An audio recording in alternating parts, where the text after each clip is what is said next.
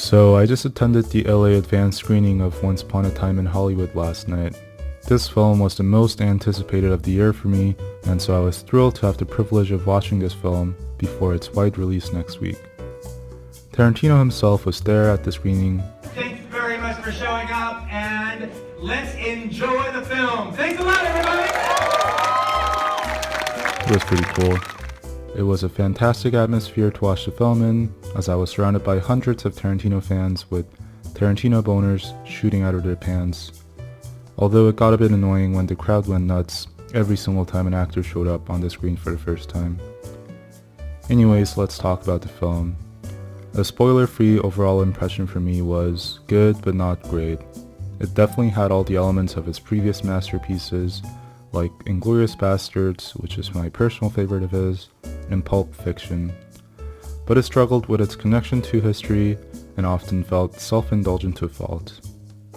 Now we're going to move into spoiler territory, so please come back to this review after you've watched the film yourself. In the movie, Leonardo DiCaprio plays Rick Dalton, a has-been television actor, and Brad Pitt plays Cliff Booth, his stunt double and his best friend.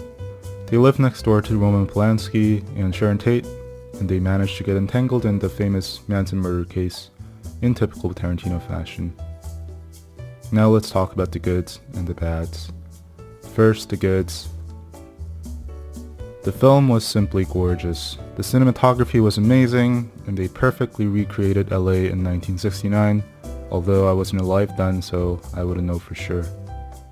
Even as someone who was born in the 1990s and who only recently moved to LA, the movie succeeded in making me feel nostalgic for bygone times, thanks to the spectacular set design and cinematography. It's especially a special treat if you live in LA, as you will recognize a lot of the streets and venues in the film. There were countless memorable scenes, but there was this one shot in particular, a crane shot that soared above the Van Nuys drive-in theater that was quite literally breathtaking. You could 100% tell that all the locations were real and not done digitally like a lot of the other period films, and that added enormously to the reality of the story. As you probably guessed, as this is a Tarantino film, this is one of those films that you should absolutely watch on the big screen. The visuals itself is well worth the ticket price. By acting, I mean Leo and Brad's acting, because in all honesty, the two of them were arguably the only actors given a character that were not one-dimensional. However, Leo and Brad were fantastic. Leo absolutely nailed the self-pitying, has-been actor, and it was amazing to see him effortlessly control his acting depending on the needs as Rick Dalton.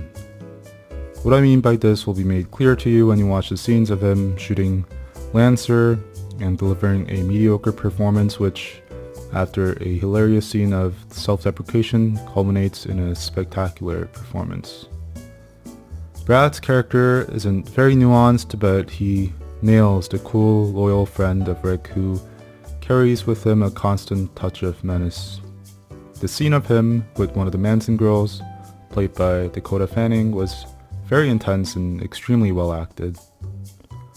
Unfortunately, there was no standout performances like Christoph Waltz in The Inglourious Basterds and Leonardo DiCaprio in Django Unchained, but this is not necessarily the fault of the actors. It was just that this film was less of a serious character study. Also, there were, unfortunately, a few noticeably bad performances. Brad and Leo's spectacular performance worked as a foil against some mediocre actors. One striking example was the child actor in the scene on the set of Lancer. Her facial expression conveyed none of the emotions present in her lines, and the line delivery felt forced and awkward. Some of the actors playing the Manson family members also gave some pretty mediocre performances. Just like The Inglourious Basterds, Once Upon a Time in Hollywood rewrites history to provide catharsis to its audience.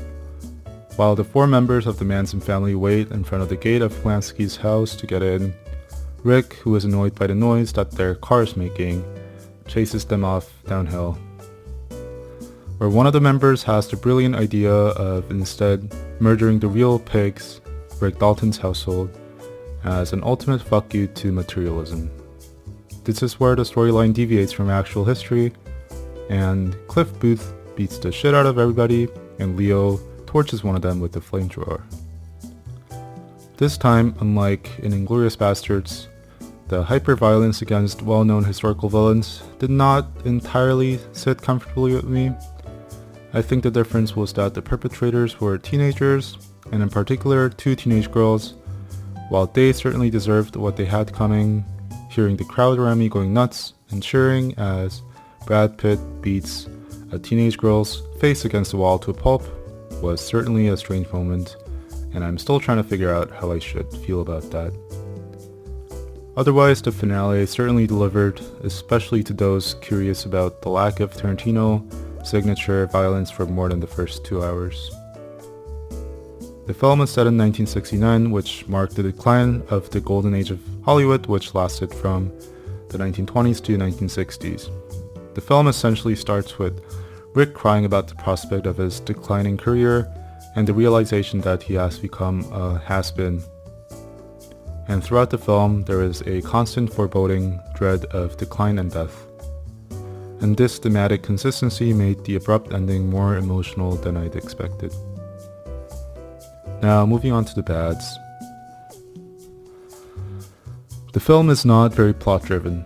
As Tarantino himself acknowledged, it is more of a hangout movie where the meandering plot merely serves as a backdrop to other elements that Tarantino wants to explore. But what those elements are exactly is not entirely clear to me. Reservoir Dogs similarly did not have much of a plot, but it was an amazing movie regardless due to the strength of its dialogue and the coherence of all the different timelines tying together for a satisfying finale. It also helped that Reservoir Dogs is the shortest of any Tarantino films, clocking it at 1 hour and 39 minutes.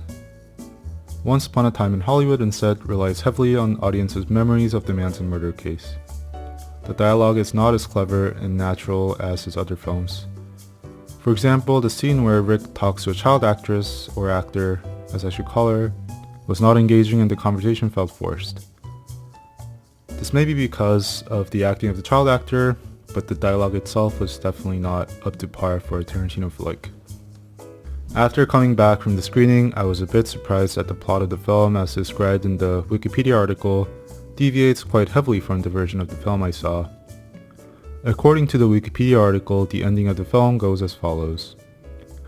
Suspiciously, Booth and Dalton meet up at the ranch and discover a murder plot as the Manson family have taken hostages, having kidnapped Tate, Sebring, Abigail Folger, Wojciech, Frykowski, and others from Rick's house, with the intent to brutally murder them for the agenda of their cult.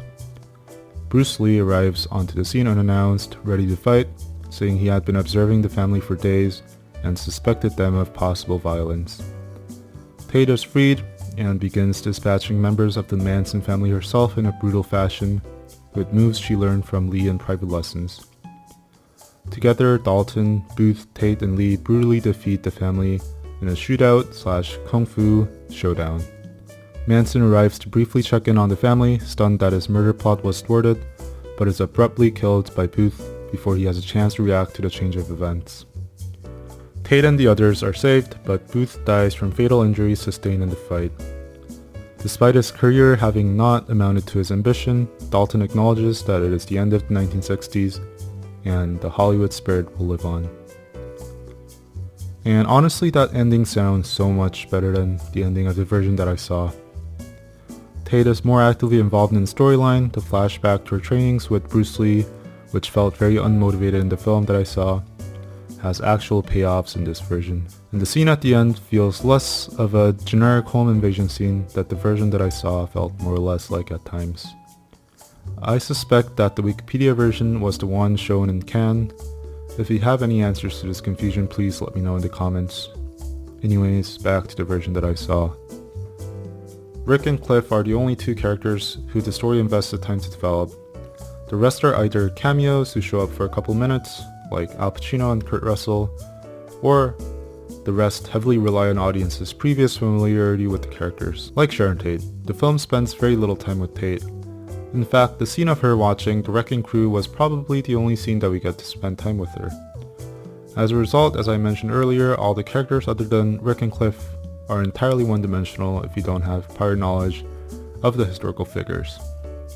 And due to this, I'm not sure how successful the film will be overseas, where people aren't as familiar with the Manson murder case. The movie felt more like a collection of scenes rather than a coherent narrative as a whole. Now, each scene was extremely entertaining and well made, but the collection of them never amounted to a meaningful whole, unfortunately. The Lancers scenes where Rick Dalton acts in a western flick were really well made, but went on for far too long and ultimately felt inconsequential. I wish Tarantino focused more on the main storyline with Rick and Cliff and developed their characters and relationship, rather than indulging in cramming as many 1960s references and recreating scenes from famous TV shows and movies. The film felt thematically unfocused as a result. There's a stretch of probably around 30 minutes in the middle of the film when Cliff was nowhere to be found.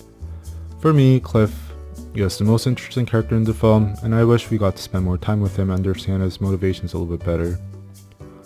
Like Pulp Fiction, there are independent storylines that are presented on screen, but the various strands never come together in a satisfying way. I understand Tarantino's hesitation to manipulate the character of Sharon Tate for narrative purposes, but the scenes that we spend with her and her friends never amount to anything, and the ending of the film, where Rick Dalton is invited to their house, while an appropriate ending for the film, was not a convincing argument for the existence of Tate's storyline. Each scene was far too long, and the film would really have benefited a lot from leaner editing. Inglourious Basterds, despite its 2 hours and 33 minutes runtime, never felt labored, but at times during the screening I found myself wishing that they cut certain scenes shorter. The editing was a bit wonky and felt a bit unfinished at places as well. For example, there's a scene with Rick in a trailer meeting Lancer's director, and the director tells him that he would need a different hairstyle. Usually I try my best not to fault the movie for its continuity mistakes, but Leo's hair changes so abruptly from messy to well-combed in a cut, especially in a scene where they are specifically talking about his hair, that it was very distracting.